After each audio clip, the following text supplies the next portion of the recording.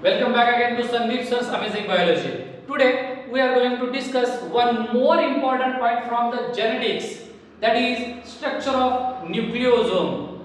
Eukaryotic cell contains well developed nucleus which contains nuclear membrane, nucleolus, nucleoplasm and DNA which is present in the form of chromatin or chromosomes. While forming the chromatin or chromosomes, the first basic structure produced is the nucleosome. Nucleosome is made up of two structures, that is histone protein and DNA. Histone proteins are of 5 types, that means H1, H2A, H2B, H3 and H4. Out of these 4 histone proteins, that means H2A, H2B, H3 and H4, 2 molecules of each of these produce histone octamer. That means 2 molecules each of H2A, H2B, H3 and H4, it produces histone octamer. Now comes the DNA.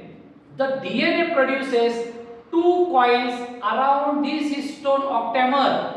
It contributes about 200 base pairs of DNA. It is again differentiated into 2 parts, that is core DNA and linker DNA.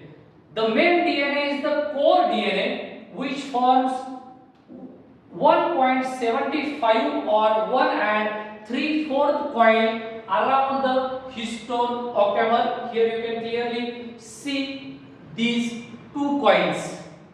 Now, this core DNA is made up of 146 base pair and remaining part, that means 54 base pair part of the DNA is called as linker DNA. It links or connects adjacent nucleosomes. That means the previous nucleosome and the upcoming nucleosome, they are joined to this nucleosome with the help of this linker DNA. And now comes the last part, that is H1 protein. H1 protein is present where DNA start the coiling and end the coiling around the octamer. That means H1 protein holds this total structure of nucleosome. So it was all about the nucleosome. Don't forget to answer these simple questions into the comment box.